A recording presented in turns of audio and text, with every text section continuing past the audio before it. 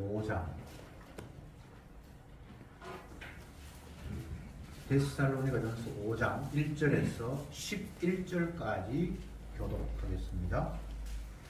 형제들아, 때와 시기에 관하여는 너희에게 쓸 것이 없음은 주의 날이 밤에 도적같이 이를 줄을 너희 자신이 자세히 압니다.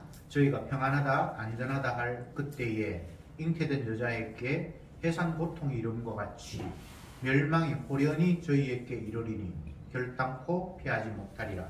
형제들아, 너희는 어둠이 있지 아니하매 그 날이 도적같이 너희에게 임하지 못하리니 너희는 다 빛의 아들이요 낮의 아들이라. 우리가 밤이나 어두움에 속하지 아니하나니 그러므로 우리는 다른 이들과 같이 자지 말고 오직 깨어 근신할지라. 자는 자들은 밤에 자고 취하는 자들은 밤에 취하되 우리는 낮에 속하 있으니 근신하여 믿음과 사랑의 hun배를 붙이고 구원의 소망의 투구를 쓰자. 하나님이 우리를 세우심은 노하심에 이르게 하심이 아니요 오직 우리 주 예수 그리스도로 말미암아 구원을 얻게 하신 것이라. 예수께서 우리를 위하여 죽으사 우리로 하여금 깨든지 자든지 자기와 함께 살게 하려 하셨느니라. 그러므로 피차 권면하고 피차 덕을 세우기를 너희가 하는 것 같이 하라. 아멘. 아멘. 이제 마지막 장에 이르렀습니다.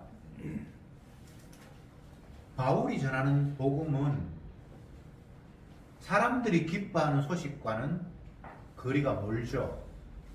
분명히 복음, 기쁜 소식이라고 말을 하는데 사람들에게는 이게 별로 기쁜 소식은 아닌 그런 내용들이 기쁜 소식이라는 이름으로 전해지는 것. 이게 또 아이러니한 일입니다. 사람들에게 기쁜 소식은 뭐 돈 벌었다는 소식, 어디 뭐 행운이 있다는 소식, 자녀가 잘 됐다는 소식, 이런 것들이 기쁜 소식인데 정작 하나님께서 말씀하시는 복음 기쁜 소식은 예수님이 하나님인데 이 땅에 오셔서 십자가에서 죽임 당했다는 거예요. 이게 복음의 핵심이에요. 그러니까 사람들의 기쁜 소식과는 거리가 멀어도 너무 먼 거예요. 사람은 누가 죽었다는 소식이 기쁘게 들리지는 않아요. 그가 훌륭한 사람이든 악한 사람이든 누가 죽었다라는 소식, 피 흘려 죽었다라는 소식이 기쁜 소식일 수는 없는데 그 이야기를 하면서 그게 복음이라고 성경은 이야기하고 있음. 이게 참 낯설게 우리에게 다가옵니다. 데살로니가 전서를 살펴보면 뭐 다른 성경도 마찬가지입니다만 그 성도들이 그곳에서 일어나는 어떤 시대적인 상황, 어떤 정황, 사건들을 사도가 거론하면서 그에 대해서 뭔가 이야기를 하는 것 같은데 결국은 그 이야기하는 것이 아니라 십자가 이야기로 쓱 넘어가 버려요. 지난주에 우리가 말씀을 살폈는데 성도들아, 너희들은 불신자들처럼 죽은 사람에 대해서 그렇게 슬퍼하고 통곡할 일은 아니잖아. 왜냐하면 예수 안에 죽은 사람들은 주님이 죽었다가 살아난 것처럼 그는 주 안에서 부활할 자야. 안 믿는 사람들은 죽음이 끝이라고 생각해서 뭐 가족을 잃었든지 친지를 잃었든지 자식을 잃었든지 그러면 울고 슬퍼하고 통곡하지만 성도라면 주님의 부활에 동참할 자인데 왜 그거 슬퍼하니? 라고 이야기하면서 결국은 어떤 죽은 사람을 놓고 통곡하고 슬퍼하는 것은 신앙인으로서 합당하지 않아 라고 이야기를 시작했다가 결국 예수님의 죽음으로 이야기가 넘어가 버렸잖아요. 제가 지금 드리는 말씀이 모든 성경은 결국 십자가로 귀결된다라는 이야기를 하는 겁니다. 뭐 형제가 사랑하고 뭐 이런 이야기 하다가 결국은 십자가로 귀결이 되는 거예요. 왜? 십자가 때문에 그런 일들이 일어났기 때문입니다. 사람들 간의 관계, 부부 간의 관계, 자녀 관계, 뭐 국가와 백성들 간의 관계, 뭐 수많은 관계들이 있는데 그것이 십자가와 무관하게 만약 이해하고 받아들인다면 완전히 우리는 착각에 빠져 있는 거예요. 그 일이 다 십자가 때문에 일어나는 일이에요. 빌라도가 이스라엘 백성들의 총독이 되어서 재판 자리에 이르게 되고 애매하게 예수님이 고소받아서 그 앞에 찾아오고, 자기가 생각할 때는 죽일 죄도 없는데 민중들이 막 죽이십시오 죽이십시오 하니까 어쩔 수 없이 그냥 그러면 너희들이 원하는 대로 그럼 죽이든지 말든지 해라 이렇게 넘겨주는 일이 사람과 사람의 관계성 속에서 일어나는 일 같지만 그게 그런 게 아니에요. 언약 때문에 발생하는 사태예요. 저와 여러분들이 오늘 당하는 모든 일, 내가 만나는 모든 사람, 누구와의 관계성, 이것이 십자가와 무관하지 않습니다. 주님의 주되심을 드러내기 위해서 만나게 하시고 사건을 일으키시고 사태가 벌어지는 거예요. 그런데 우리는 그 사건을 십자가의 안목으로 생각하는 것이 아니라 인간 대 인간의 안목으로 바라보면서 인간의 입장에서 그 문제를 해결하려고 안간힘을 쓰고 이러니까 그게 주님의 은혜가 아무것도 없어요. 1절 봅시다. 형제들아 때와 시기에 관하여는 너희에게 쓸 것이 없음은 주의 날이 밤에 도적같이 이를 줄을 너희에게 하시니 자세히 알미라. 왜 편지 말미에 바울이 주의 날이 도적같이 임한다. 그 때가 언제인지는 내가 너희들한테 굳이 쓸 이유가 없잖아. 이미 내가 설명을 했잖아. 이런 이야기를 했을까요? 이건 어떤 정황이 있기 때문에 이런 이야기를 한 겁니다.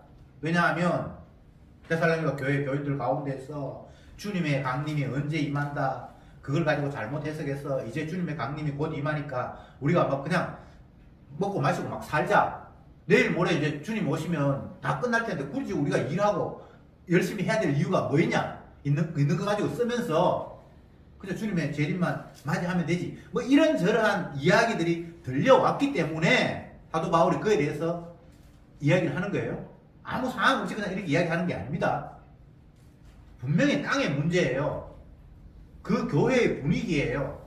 주님의 재림을 자기식으로 해석하면서 엉뚱하게 행동하는 어떤 이야기를 듣고 그에 대해서 이게 바른 거다라고 지금 제시하는 내용 속에 이런 이야기가 있다 이 말입니다. 주님의 강림, 그것은 주님이 약속하신 내용이에요.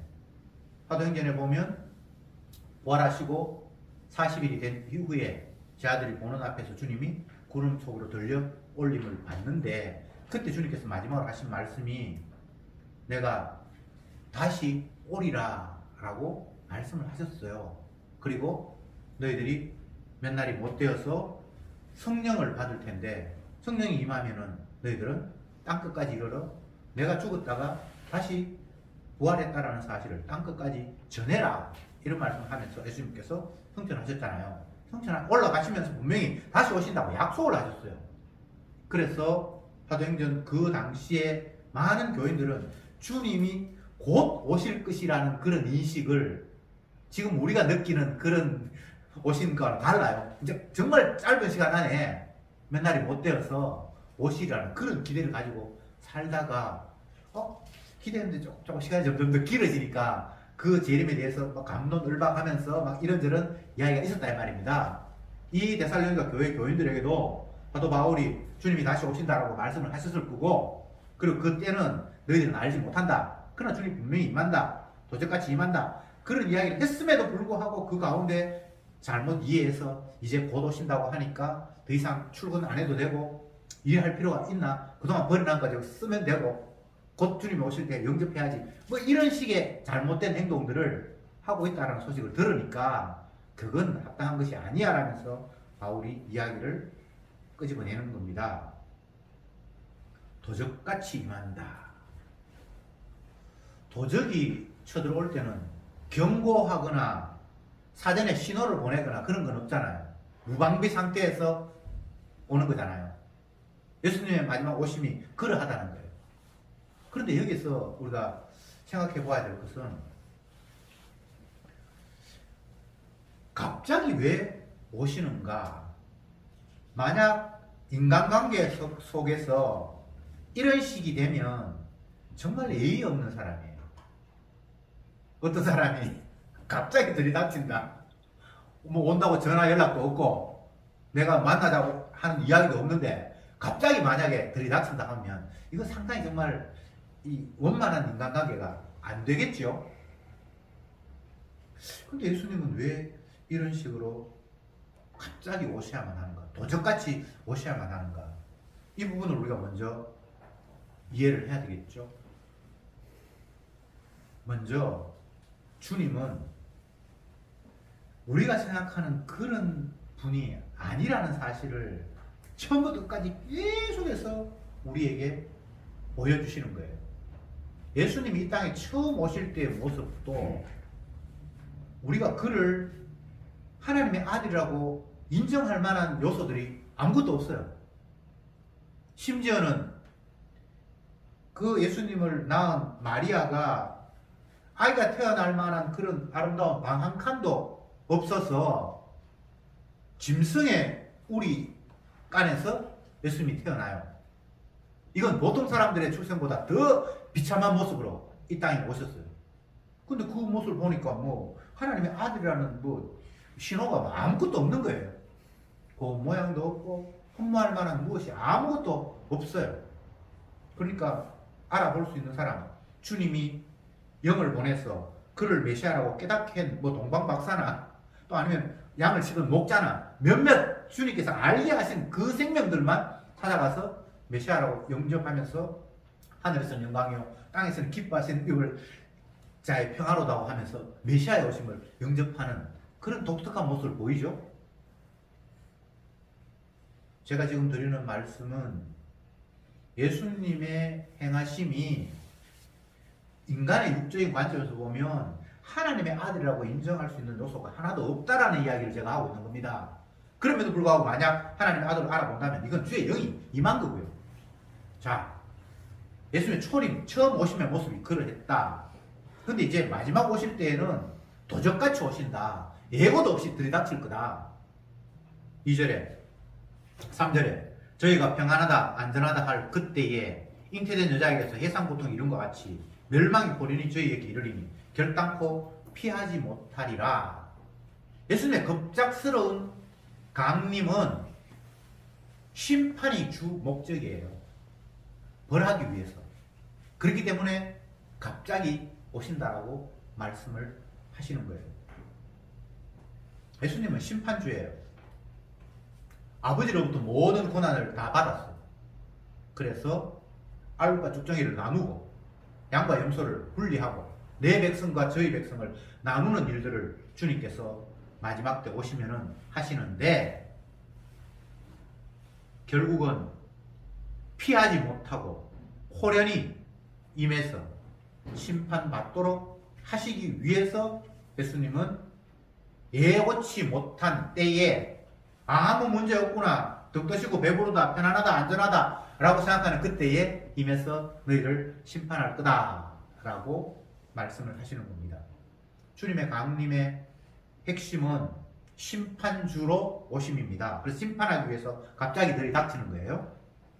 그런데 그 갑자기 들이닥침이 심판받을 자에게는 당혹스럽고 결국은 멸망의 날이 되겠지만 구원 얻을 성도에게는 그날이 역으로 구원받는 날이에요.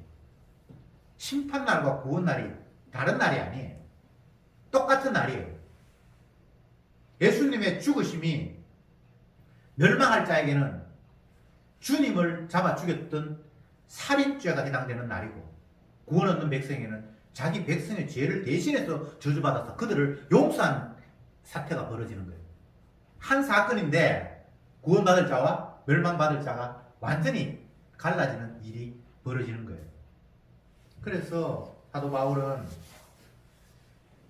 내가 지난번에 갔을 때도 너희들한테 이야기했잖아. 주님은 반드시 다시 오신다고. 그리고 그 때와 시기에 대해서는 너희들이 알 수 없다고 하나님께서 알지 못하게 두셨다고 내가 이미 이야기했잖아. 그 날과 그 시는 알지 못한다고 주님께서 말씀을 하셨고 내가 그걸 복음으로 전했지. 그런데 왜 그 날이 언제인지를 나름대로 측정을 하고 이렇게 너희들이 엉뚱하게 하나님의 날을 잘못 인식하고 있니? 그건 다 엉터리야. 주님은 밤에 도적같이 임하실 거야. 그래서 편안하다 안전하다 하는 그런 사람들에게는 심판의 날로 그리고 구원 얻을 백성에는 주님께서 그들을 건지는 날로 하나님께서 삼을 거야 라고 이야기를 하고 있습니다. 예수님이 초림하셔서 이 땅에 오셔서 공생애를 시작할 그때에도 약 30세 되어서 이제 공생애가 시작되었다 그렇게 보는데, 그때도 입을 열면서 주님께서 하신 말씀은 내가 불을 땅에 던지러 왔다. 좋은 열매 맺지 않은 나무는 찍어 불에 던진다 라고 심판주로서의 자기의 면모를 과시했습니다. 주님은 심판주예요. 근데 그 심판 속에 자기 백성을 구원하는 구원의 일이 같이 담겨 있어요. 심판이라는 말을 두 가지 의미가 겹쳐져 있는데, 첫 번째 의미는 평가하고 재판한다는 의미가 첫 번째 있고요. 그리고 그게 더 깊이 들어가면 그들을 진멸한다는 의미도 심판에 담겨 있어요. 성도는 진멸의 대상이 아니라 건진받음의 대상이고 구원의 대상이니까 하나님의 그 심판이 판결하는 날로 비춰지겠죠. 재판하는 날로 심판이 오겠죠. 그러나 형벌 받을 사람은 그 재판 자리가 곧 형벌을 심판하는, 징벌하는 날이 되겠죠.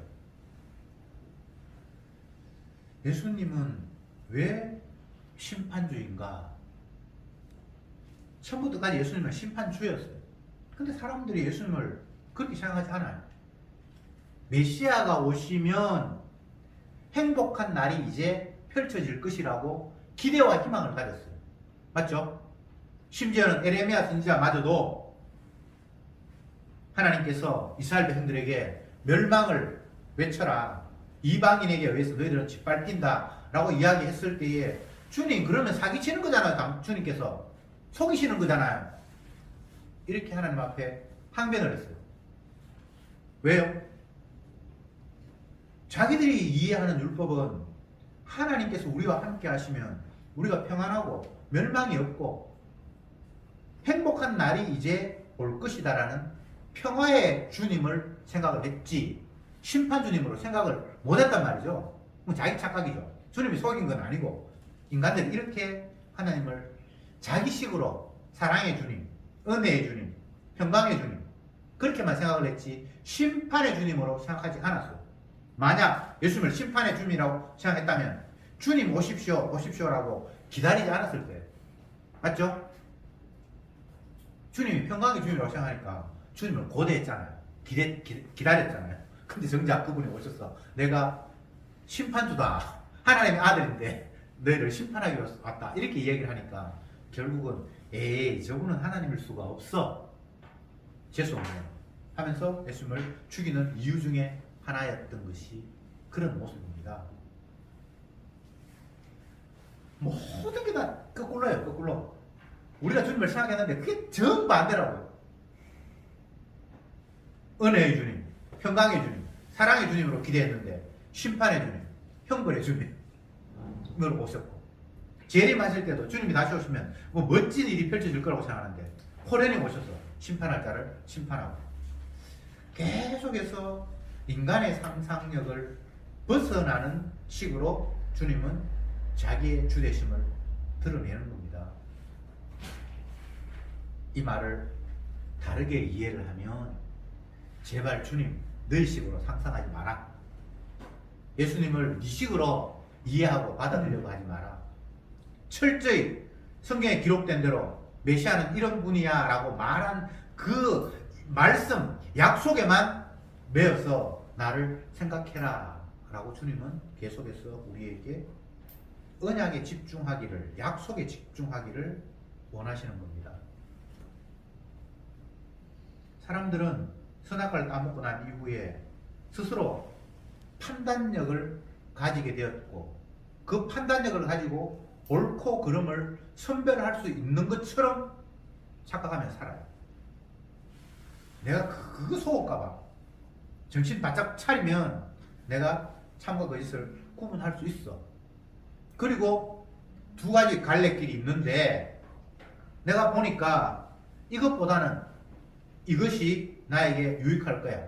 그렇게 해서 내가 더 좋은 길을 판단하고 갈 수 있을 것이라고 사람들은 다 생각하면서 살아가요. 그게 선악과 따먹은 인간의 한결같은 의식 구조입니다. 내가 판단할 수 있다는 거예요. 선택할 수 있다는 거예요. 더 좋은 것을 선택할 수 있다는 거예요. 물론 때로는 내가 혼란이 일어나서 어리석게 엉뚱한 것을 선택할 경우도 종종 있지만 전반적으로 나의 판단력과 나의 경험과 지혜로는 더 나은 것들을 내가 선별할 수 있는 지혜가 내게 있다고 생각하는 것이 모든 인간들의 의식 구조입니다. 그 의식 구조로 메시아마저 판단하고 선별하는 거예요. 유대인들이 예수님을 결국은 십자가에 못 박아 죽이는데 그런 판단은 아무리 봐도 이분은 메시아가 아니라고 생각했기 때문에 그러니까 대제사장도 그렇게 판단했고 장로들도 그렇게 판단했고 다른 일반 백성들도 다 그렇게 판단했고 그래서 예수님을 잡아 죽인 거예요. 그들의 상식과 판단에 의해서. 이걸 뒤집어 이야기하면 인간의 판단과 그 결정은 이렇게 엉터리라는 것이 확정된 거예요. 자, 그러면 지금 오늘 우리가 판단하고 평가하는 것, 그게 제대로 된 판단일까요? 아닐까요? 지금 성경은 그걸 우리에게 묻고 있는 거예요. 어떤 경우에도 우리는 제대로 된 판단을 할 수가 없습니다. 이건 틀림없어. 근데 그게 틀렸어. 하나님이 의도적으로 우리를 엉뚱한 길로 인도하십니다. 왜? 나는 아니다라고, 너는 가짜라고, 너는 선악과 따먹어서 이미 마귀에게 사로잡혀 있어서 엉뚱한 생각을 할 수밖에 없다고 우리에게 알려주시기 위해서 그렇게 우리를 인도하십니다. 이번 한 주간도 여러분들은 엉뚱한 선택을 계속해서 하실 거예요. 이게 주님의 말씀이에요. 다른 선택을 할 수가 없어요. 그러면 얼마나 좌절스럽습니까? 근데 성경을 보면 그게 좌절이 아니에요. 그게 은혜예요. 왜? 주님의 양은 어리석어서 각기 제 길로 가지만 목자가 가만 내버려 두지 않는다고 약속했어요. 내가 바른 길로 가서 영생의 길을 찾는다거나 좁은 길을 알아서 주님이 가신 그 길을 따라간다거나 그런 결정은 우리에게는 있을 수가 없습니다. 안 돼요. 성경에 있잖아요. 우리는 다 양 같아서 각기 제 길로 갔거든. 이것을 사사기로 말하면 이스라엘 백성들에게는 왕이 없으므로 지가 왕이 되어서 각자 지 소견에 옳은 대로 행하였더라. 그게 그 시대만의 이야기입니까? 모든 인간이 그렇게 살아가는 거예요. 지가 왕이 되어서 자기의 판단력으로 지가 할 길을 가는 거예요. 이건 변하지 않습니다. 나는 이제는 내가 왕이 아니고 주님을 왕으로 인정하니까 주님이 이끄신 대로 따라가야지. 마음은 그런데 그게 안 돼요. 이스라엘 백성들의 사사기 시대가 특별한 시대라고 생각하지 마세요. 그 어떤 인간의 시대에 한 시대를 그냥 뽑아서 성경에 기록한 겁니다. 그냥 우리의 삶이에요. 그들은 각자 자기 속에는 옳은 대로 행해요. 제사장이라는 사람이 첩을 취해서 사는데 그 첩이 또 집을 나가버렸어. 친정에 도망가 버렸어. 그러니까 제사장이 그 첩을 찾아오기 위해서 아마 첩이 사랑스러웠던 모양이죠. 친정에까지 가서 처가에 가서 그를 데리고 오는데 오는 길가에서 밤에 잠을 자야 되는데 어떤 집에 초청이 돼서 갔는데 그 동네 악한 무리들이 강간을 하겠다고 찾아와서 그 여인을 내주는데 그 여인이 강간을 당하고 결국은 죽죠. 그래서 이 제사장이 너무나 화가 나서 이스라엘 가운데 이런 악한 일이 있을 수가 있냐, 내가 이들은 벌하리라 하면서 자기 아내를 12토막을 내가지고 이스라엘 각 지파에 다 보냈어요. 그러니까 이스라엘 안에서 난리가 났죠. 이게 도대체 사람을 12조각 낸 게 도대체 무슨 이야기냐.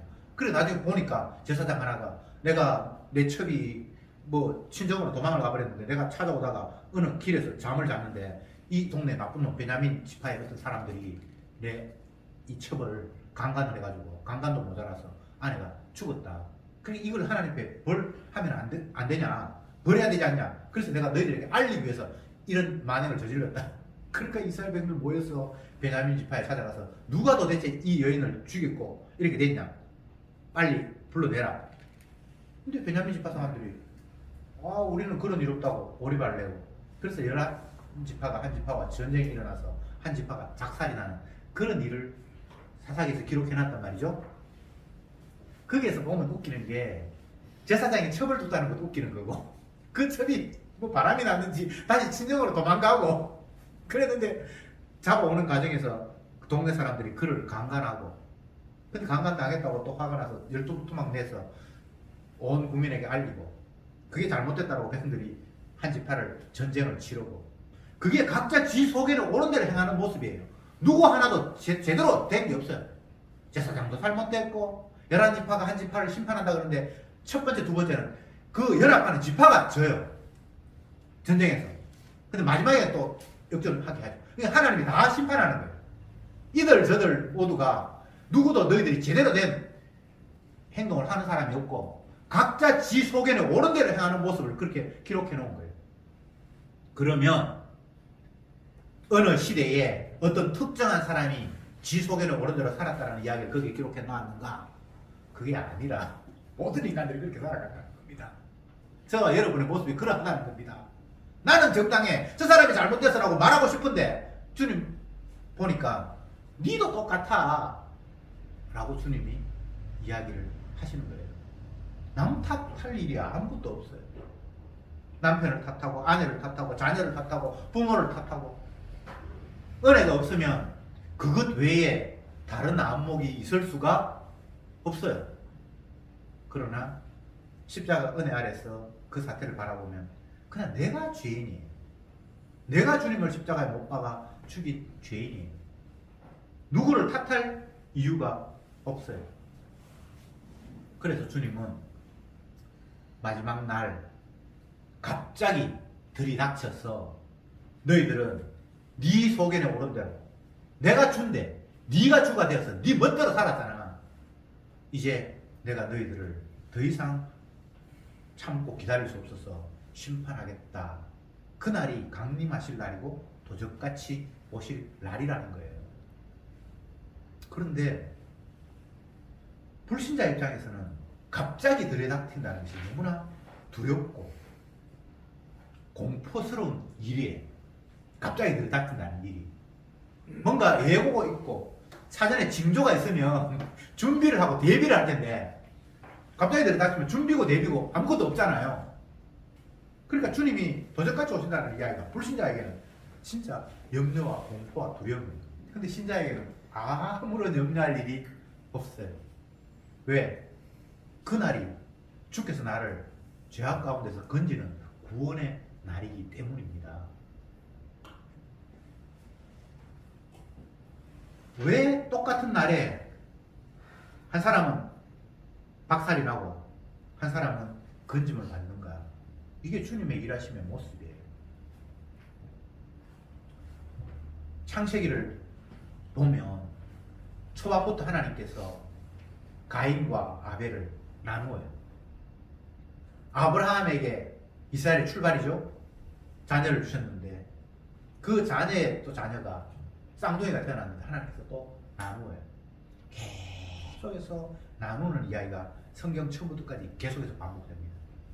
하나님의 일하심의 모습이에요. 다 구원하면 얼마나 좋겠습니까? 하나님은 그런 방법을 취하지 않습니다. 나누어요. 근데 그 나누는 데 있어서 우리가 오해하면 안 될 것이, 나는 행운이구나.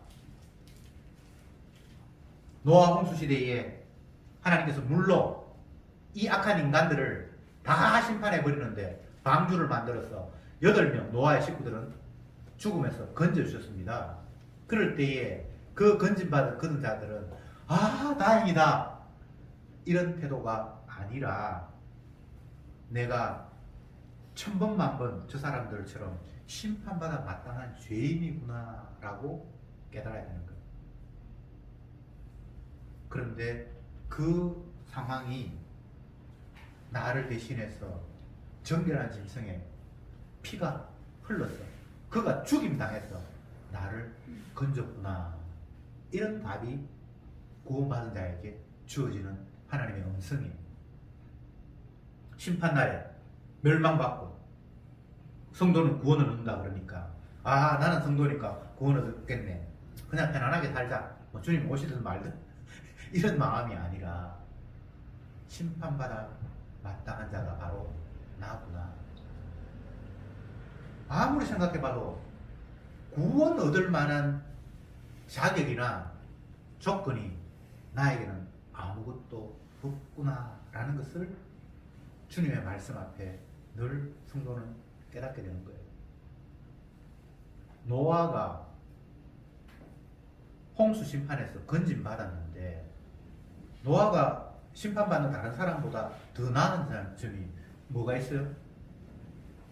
먹고 마시고 시집가고 장가가고 노아 홍수 시대의 상황을 설명해 놨는데 먹고 마시고 시집가고 장가가고 노아가 했을까요? 안 했을까요?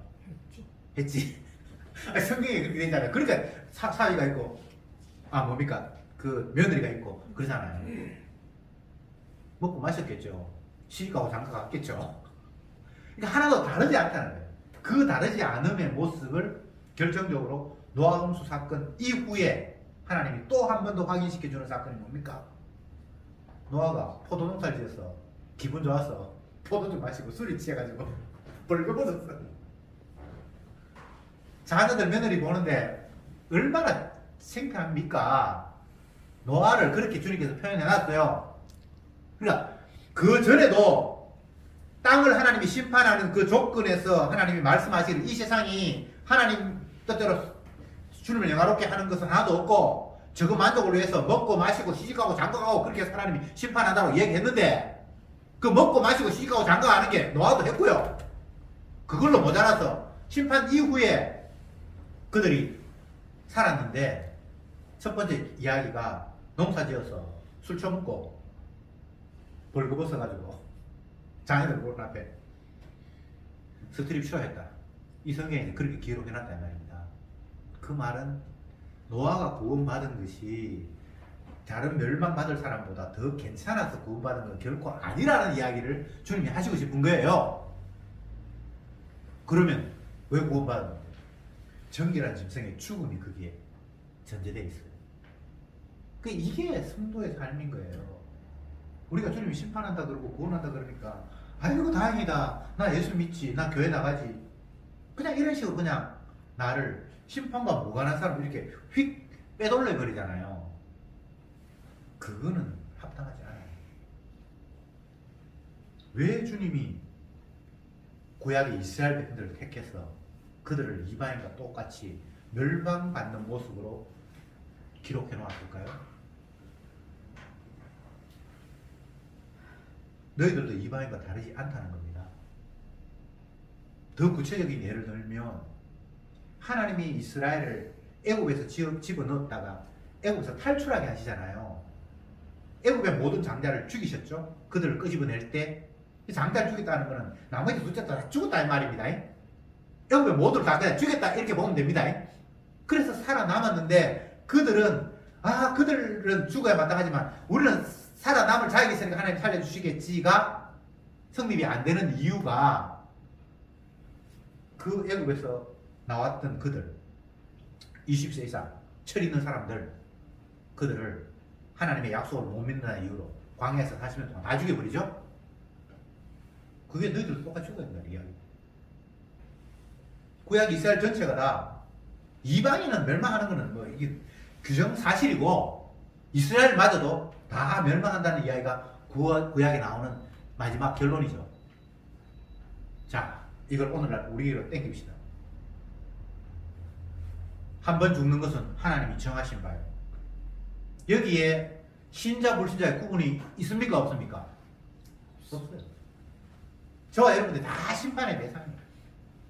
이렇게 성경을 봐야 되는데 처음부터 나는 심판하고 상관없고 나는 뭐 구원 얻을 자라니까 하나님께서 뭘 주시는 거하고는 내하고는 상관이 없고 이런 식으로 처음부터 아예 나를 빼돌려버려요.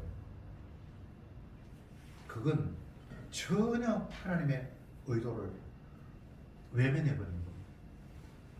우리는 천번만번 주님 앞에 심판받아도 할 말이 없는 사람으로 하나님은 우리를 세워놓으셨습니다.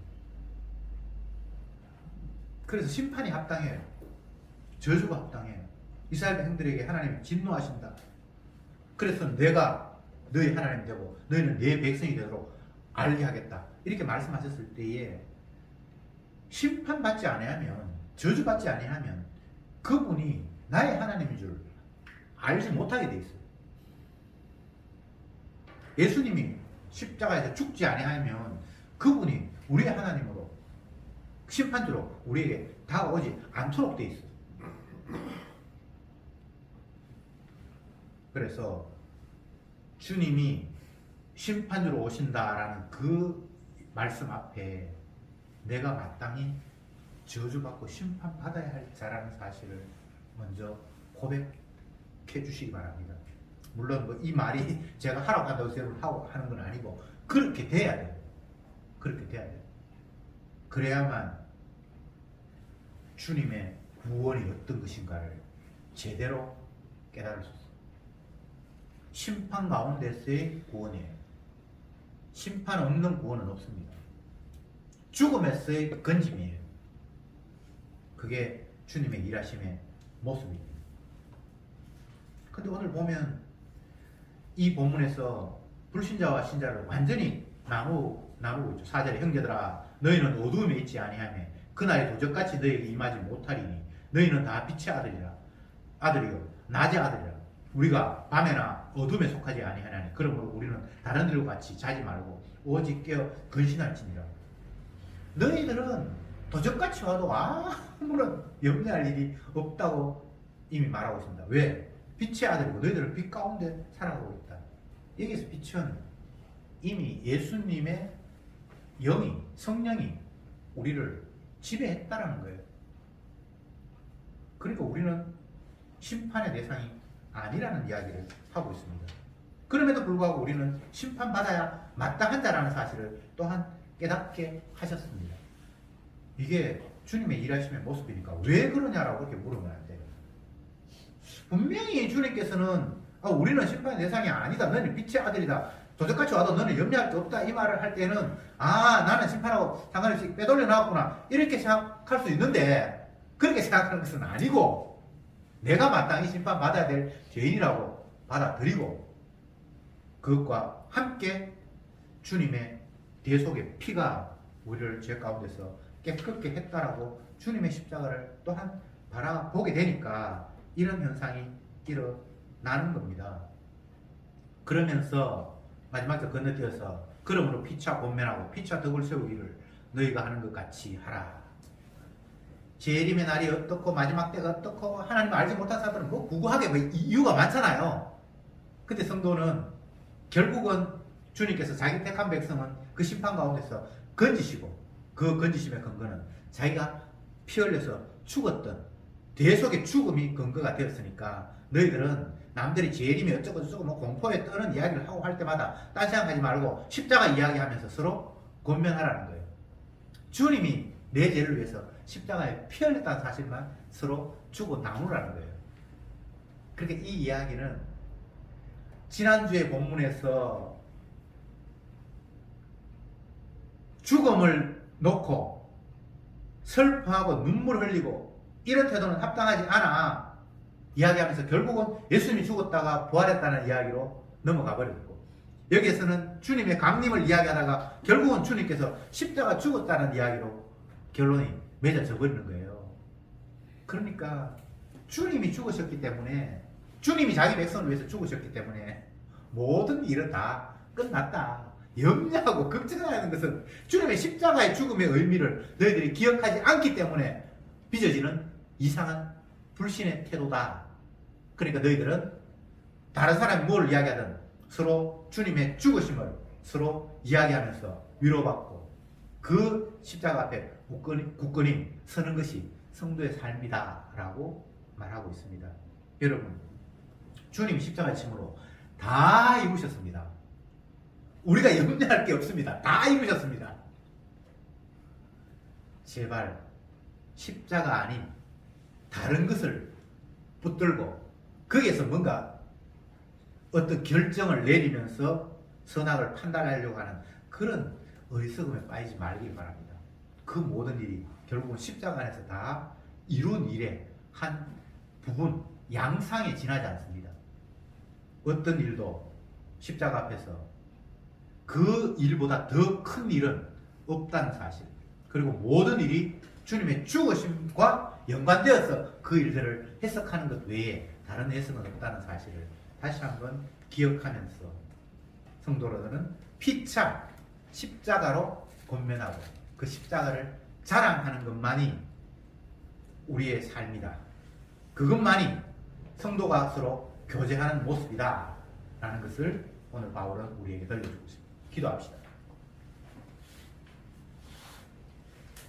그러므로 피차 권면하고 피차 덕을 세우기를 너희가 하는 것 같이 하라. 주님, 세상은, 불신자는 주님의 말씀 앞에 계속해서 십자가를 가리는 해석을 할 수밖에 없습니다. 주님의 재림이 십자가에 다 이루신 일을 확정하는 일인데 사람들은 십자가와 상관이 없이 마지막 날이 닥치면 우리가 그동안 쌓아놓았던 것들이 어떻게 되지? 내가 준비 못하고 마지막 날이 닥치면 어떻게 되지? 십자가와 전혀 상관이 없는 엉뚱한 쪽으로 그 사태를 몰아갑니다.